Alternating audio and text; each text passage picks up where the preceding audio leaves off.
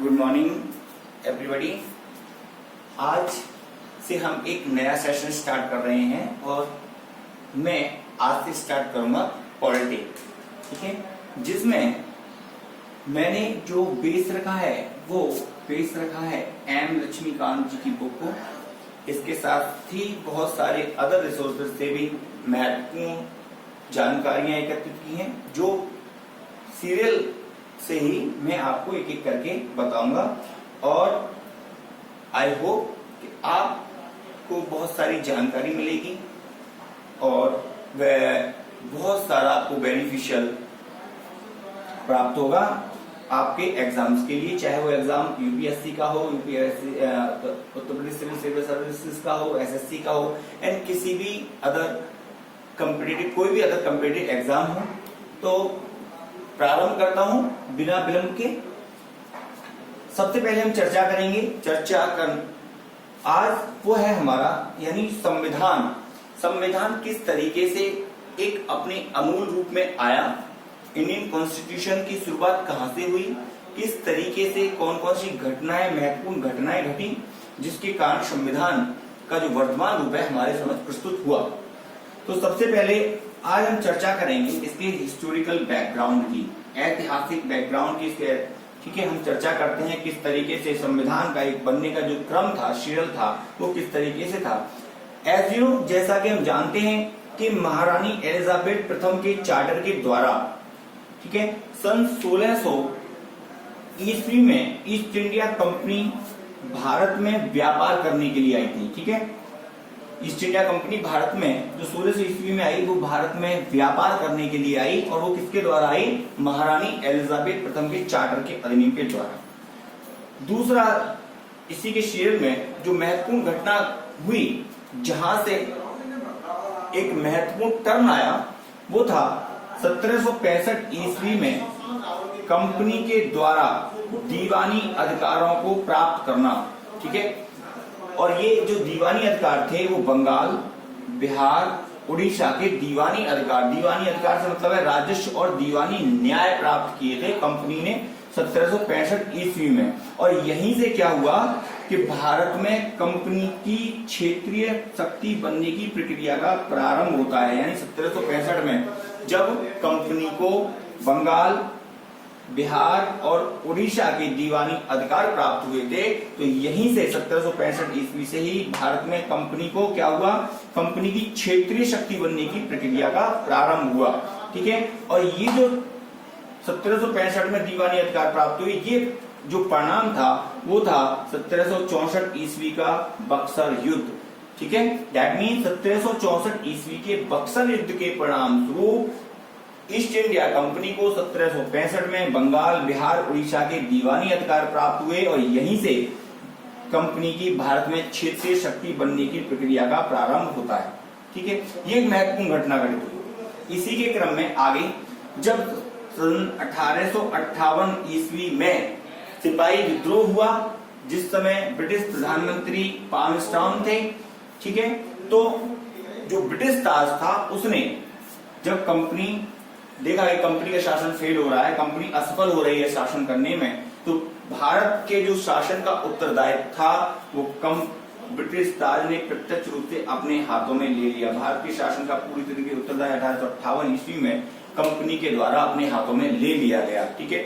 ये दो महत्वपूर्ण घटनाएं घटित हुई, ठीक है। अब हम चर्चा करते हैं, ठीक है, कि सबसे पहले ईस्ट इंडिया कंपनी भारत में व्यापार करने के लिए धीरे धीरे उसने अपनी शक्तियों को बढ़ाया और व्यापार करने से प्रारंभ से लेके उसने भारत में शासन की जो अपनी बागडोर थी वो पूरी तरीके से सुदृढ़ कर ली, सुनिश्चित कर ली।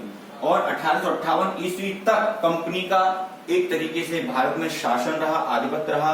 और 1858 ईस्वी के सिपाही विद्रोह के बाद में जब ब्रिटिश ताज ने अपने हाथ में प्रत्यक्ष रूप से भारतीय शासन की बागडोर ले ली, ठीक है, जो कब तक चली? 15 अगस्त 1947 तक चली ब्रिटिश ताज की शासन की बागडोर। जब हमारा देश 15 अगस्त 1947 तक स्वतंत्र हो गया, वहां तक ब्रिटिश शासन की बागडोर थी।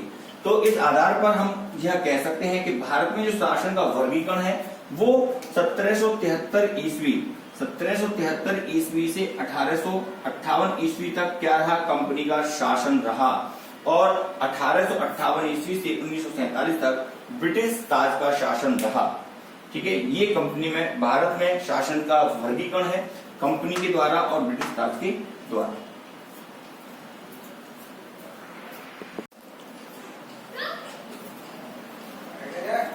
चर्चा कर रहे थे हम कंपनी के शासनकाल की। कंपनी का शासनकाल जो 1773 से 1858 तक चला, और ताज का शासनकाल जो 1858 के भारत के स्वतंत्र होने तक 1947 तक चला। तो आइए सबसे पहले हम चर्चा करते हैं कंपनी के शासनकाल की, जो 1773 से 1858 तक चला। इस शासनकाल के अंतर्गत कौन कौन से ऐसे अधिनियम थे जिसने कंपनी के शासनकाल को शक्तियां प्रदान की, एक नया आधिपत्य प्रदान किया। तो सबसे पहले जो इंपॉर्टेंट अधिनियम है, वो एक्ट है, वो है 1773 का रेगुलेटिंग एक्ट। ठीक है, बहुत ही फेमस एक्ट है। इस एक्ट के अंतर्गत कौन कौन सी शक्तियां गवर्नरों को प्राप्त हुई और क्या क्या बदलाव हुए शासनकाल में, आइए चर्चा करते हैं। तो जो सबसे मेन इंपॉर्टेंट बात थी, जो बंगाल का गवर्नर था, जो बंगाल के गवर्नर थे, उनका नाम बदलकर इस रेगुलेटिंग एक्ट के थ्रू क्या कर दिया गया, गवर्नर जनरल कर दिया गया। यानी जो बंगाल के गवर्नर कहलाते थे वो अब बंगाल के गवर्नर जनरल कहलाने लगे। और लॉर्ड वॉरेन हेस्टिंग पहले बंगाल के गवर्नर जनरल बने, जिनकी सहायता के लिए एक 4 सदस्यीय कार्यकारी परिषद का गठन किया गया, जिससे कि प्रशासन अच्छी तरीके से चल सके। इस कार्यकारी परिषद में जो 4 सदस्य थे, उन सदस्यों के नाम इस प्रकार हैं: क्लैबरिंग, मॉनसन, बरबेल एंड फिलिप फ्रांसिस। ये चारों सदस्य थे, और इन चारों सदस्यों के ऊपर लॉर्ड वॉरेन हेस्टिंग थे, जो उसके अध्यक्ष थे कार्यकारी समिति के।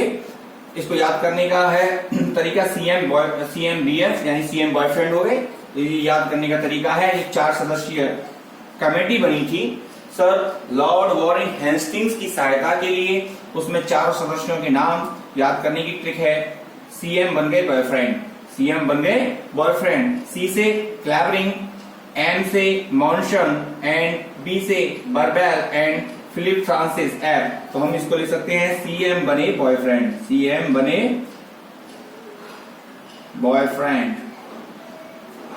ठीक है, ये इसको याद करने का तरीका है। CM बने बॉयफ्रेंड यानी CM, C से क्लैबरिंग, M से मॉनसन, B से बारबेल एंड F से फिलिप फ्रांसिस। ठीक है, दूसरा जो इंपॉर्टेंट बात हुई वो ये हुई कि बंबई, चूंकि बंगाल के जो गवर्नर थे उनको क्या बना दिया गया, बंगाल का गवर्नर जनरल बना दिया गया। और ये जो बंगाल के गवर्नर जनरल थे, इन्हीं के अधीन बंबई और मद्रास जो प्रेसिडेंसी थी, जो उनके गवर्नर थे, वो इनके अधीन कर दिए गए।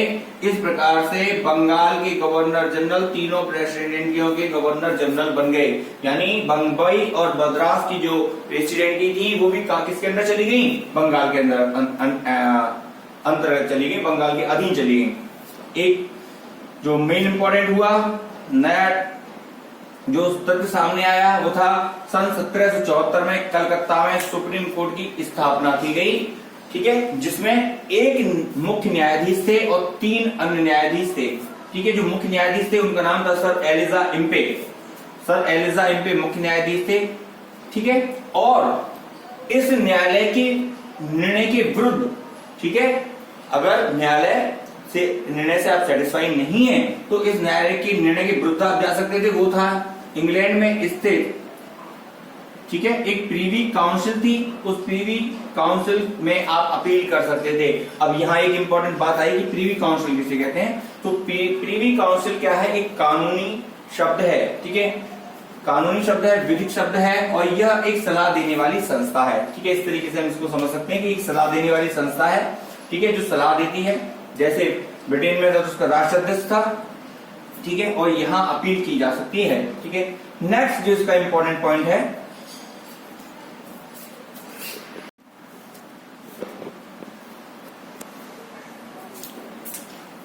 आइए चर्चा करते हैं नेक्स्ट पॉइंट पर।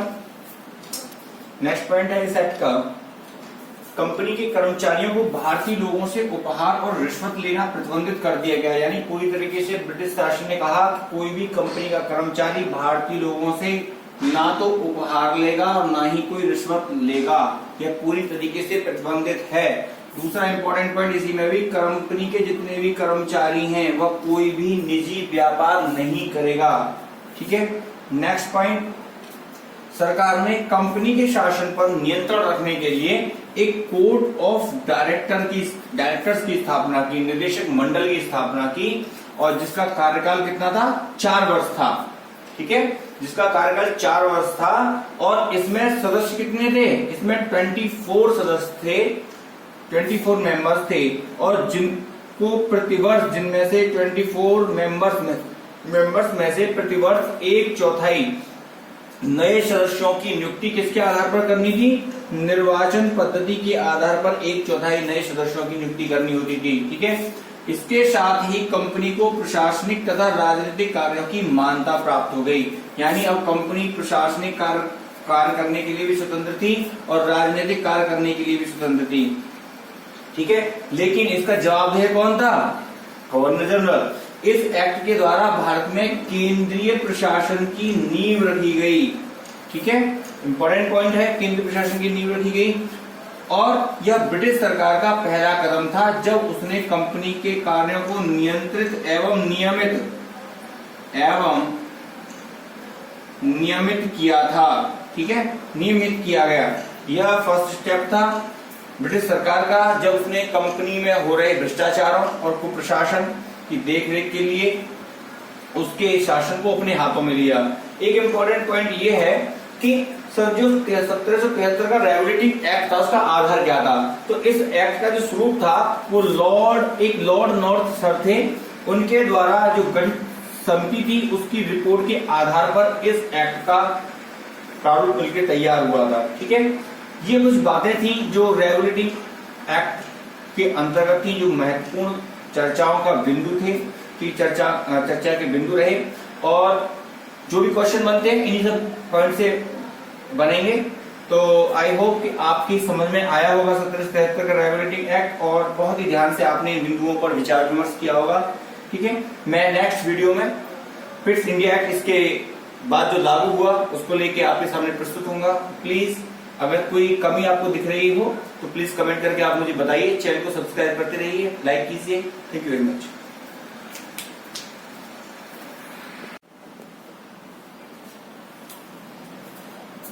आइए साथियों, आज हम चर्चा करेंगे पिट्स इंडिया एक्ट 1784 की। पिट्स इंडिया एक्ट 1784 की, जो रेगुलेटिंग एक्ट 1773 के क्रम में संलग्न है। सबसे पहले चर्चा करेंगे कि पिट्स इंडिया एक्ट ही क्यों कहा गया। तो इस एक्ट का जो नाम था वो था, ब्रिटेन के उस समय युवा प्रधानमंत्री थे सर विलियम पिट, उन्हीं के नाम पर इसका नाम पिट्स इंडिया एक्ट 1784, यानी 1784 में, क्योंकि ये अधिनियम पारित हुआ था इसलिए इसे पिट्स इंडिया एक्ट 1784 कहा जाता है। दोस्तों, पिट्स इंडिया एक्ट की आवश्यकता क्यों हुई? तो हम जानते हैं कि 1773 में 1773 का जो रेगुलेटिंग एक्ट था, रेगुलेटिंग जो एक्ट था, उस रेगुलेटिंग एक्ट में बहुत सारी कमियां थी। उन कमियों को दूर करने के लिए, क्योंकि पूरी तरीके से जो ब्रिटिश सरकार थी उसका पूरा नियंत्रण कंपनी के शासन पर स्थापित नहीं हो पाया था, इसलिए इस एक्ट की आवश्यकता महसूस हुई। और इसमें जो प्रावधान किए गए उनका हम जिक्र कर रहे हैं, बारी बारी से हम देखते चले जाएंगे, और आई होप कि आपको समझ में भी आएगा। ठीक है, दूसरा जो इम्पोर्टेंट इसमें जो फैक्ट था, जो हमारा जो तथ्य है कि इस पिट्स इंडिया एक्ट को जाना जाता है, वो इसलिए जाना जाता है कि अब तक जो कंपनी के अधीन, भारत में जो कंपनी के अधीन क्षेत्र था, ठीक है, वो इस एक्ट के बाद में क्या कहलाया जाने लगा? ब्रिटिश अधिकृत प्रदेश कहलाया जाने लगा। ठीक है, अब वो किस नाम से पुकारा जाने लगा? यानी जिस क्षेत्र में कंपनी का शासन था, जो कंपनी के अधीन क्षेत्र था, वो ब्रिटिश अधिकृत प्रदेश कहलाया जाने लगा। ठीक है, इस एक्ट के द्वारा ही कंपनी ब्रिटिश सरकार को कंपनी के शासन पर पूर्ण नियंत्रण प्राप्त हो गया। ठीक है।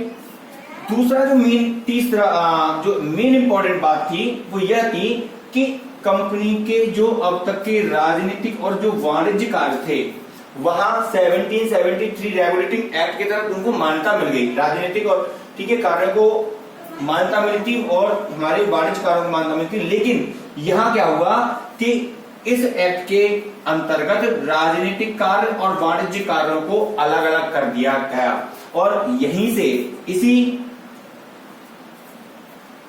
बात से द्वैध शासन व्यवस्था का भारत में प्रारंभ हुआ, यानी भारत में एक द्वैध शासन प्रणाली शुरू हो गई, क्योंकि यहाँ राजनीतिक कार्यों को देखरेख करने के लिए बोर्ड ऑफ कंट्रोल की स्थापना की गई और चूंकि जो वाणिज्य कार्य थे उनकी देखरेख करने के लिए जो board of director regulating act के थ्रू बनाए गए थे वाणिज्य कार्यों को उनके अंतर्गत कर दिया गया।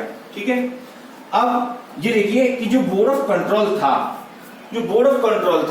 वो पूरे तरीके से एक तरीके से होल्ड रखे हुए था। ठीक है। जो बोर्ड ऑफ डायरेक्टरों के द्वारा जो भी पत्र थे, आदेश थे, जो भी कानून बनते थे वो सभी उनको कहाँ रखने पड़ते थे? बोर्ड ऑफ कंट्रोल के सामने रखने पड़ते थे। ठीक है। बोर्ड ऑफ कंट्रोल चाहता तो उनको मान्यता यानी स्वीकृति मिलती थी, अगर बोर्ड ऑफ कंट्रोल नहीं चाहता था तो उनको स्वीकृति नहीं मिलती थी। इसीलिए इस एक्ट को हम कहते हैं ब्रिटिश सरकार द्वारा कंपनी के शासन पर पूरी तरीके से नियंत्रण प्राप्त हो गया था। ठीक है। अब हम चर्चा करेंगे कि बोर्ड ऑफ कंट्रोल में कितने सदस्य थे। देखिए इसमें 6 सदस्य थे, यानी 6 कमिश्नर थे और इनकी नियुक्ति कौन करता था? इनकी नियुक्ति सम्राट करता था। ठीक है। अब इनके जो 6 सदस्य थे उनको देख ले रहे हैं कि 6 सदस्य किस किस प्रकार थे। उनमें से एक अर्थमंत्री होता था जो ब्रिटेन से था, एक विदेश सचिव होता था और जो बाकी के 4 सदस्य बचे वो जो प्रीवी काउंसिल थी उसके उन्हीं में से 4 सदस्यों की नियुक्ति होती थी। अब बात होती है कि ब्रिटिश जो बोर्ड ऑफ कंट्रोल है उसको व्यय कहां से मिलता था? तो देखिए भारतीय आय से। ठीक है। इन पर जो खर्च की धनराशि थी वो भारतीय आय से ली जाती थी, लेकिन उसमें एक कंडीशन ये थी कि यह जो राशि थी वो 16,000 पाउंड से अधिक नहीं होनी चाहिए। ठीक है। ये कंडीशन थी। इतना समझ में आ गया होगा आपको। नेक्स्ट पॉइंट पे चर्चा करते हैं।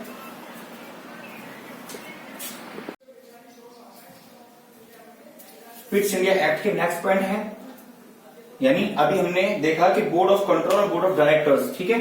यहाँ बोर्ड ऑफ कंट्रोल को भारत में जो शक्तियां प्रदान की गई वो थी नागरिक शक्तियां, सैन्य सरकार, राजस्व गतिविधि का अधीक्षण तथा उसका नियंत्रण करने का अधिकार प्राप्त हो गया बोर्ड ऑफ कंट्रोल को। बोर्ड ऑफ कंट्रोल का जो चेयरमैन था वो स्वयं एक राज्य मंत्री होता था।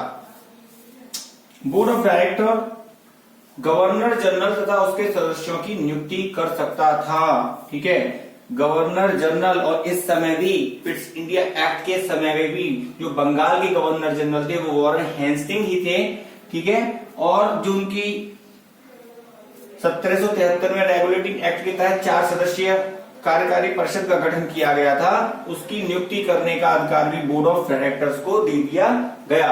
लेकिन अभी हम आगे पढ़ेंगे कि यहाँ जो 4 सदस्यीय समिति बनाई, कार्यकारी परिषद का गठन किया था, वो अब क्या कर दिया गया कि गवर्नर जनरल के सदस्यों की जो संख्या थी वो 4 से घटाकर कितनी कर दी गई? 3 कर दी गई। पहले रेगुलेटिंग एक्ट में 4 सदस्यीय कार्यकारी समिति थी, वो इस एक्ट में, ठीक है, वो इस एक्ट में कितनी कर दी गई? 1784 पिट्स इंडिया एक्ट के थ्रू कितनी कर दी गई? 3 कर दी गई। ठीक है। घटा के 1 कम कर दिया गया। मद्रास तथा बंबई के गवर्नरों के लिए भी 3 सदस्यीय परिषद का गठन कर दिया गया। ठीक है। यहाँ मद्रास और बंबई के जो गवर्नर थे उनकी सहायता के लिए भी 3-3 सदस्यीय परिषद का गठन किया गया। ठीक है। अब इसमें जो महत्वपूर्ण घटना होती है वो यह होती है कि जो तत्कालीन गवर्नर जनरल थे वॉरेन हेस्टिंग्स, उन्होंने इस एक्ट का, पिट्स इंडिया एक्ट का विरोध किया और 1785 में त्याग पत्र दे दिया। और त्याग पत्र देकर कहां चले गए?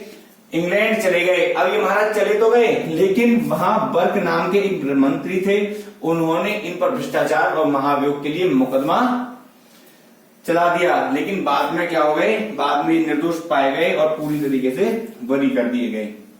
ठीक है। एक और बात जो ब्रिटिश सरकार ने कही थी वो यह थी कि राज्य क्षेत्र के विस्तार की नीति नहीं अपनाई जानी चाहिए। ये बोर्ड ऑफ कंट्रोल है और बोर्ड ऑफ जो डायरेक्टर्स हैं, ठीक है, बोर्ड ऑफ कंट्रोल को स्पष्ट कहा गया कि राज्य क्षेत्र के विस्तार की, ऐसा नहीं है कि आप दूसरे क्षेत्र को विस्तार करने के लिए नीतियां अपनाएंगे, ऐसी नीति नहीं अपनाई जाएगी। ठीक है। अब एक और चीज की गई कि जो भारत में अंग्रेज अधिकारी थे, उन अंग्रेज अधिकारियों पर मुकदमा चलाने के लिए इंग्लैंड में एक कोड बना दिया गया। साथियों, ये कुछ महत्वपूर्ण पॉइंट थे पिट्स इंडिया एक्ट 1784 के, जो मैंने आपके सामने बारी बारी से रखे। निश्चित रूप से आपकी परीक्षाओं के लिए उपयोगी होंगे। Thank you very much. मैं नेक्स्ट एक्ट को लेके आपके सामने नेक्स्ट वीडियो में प्रस्तुत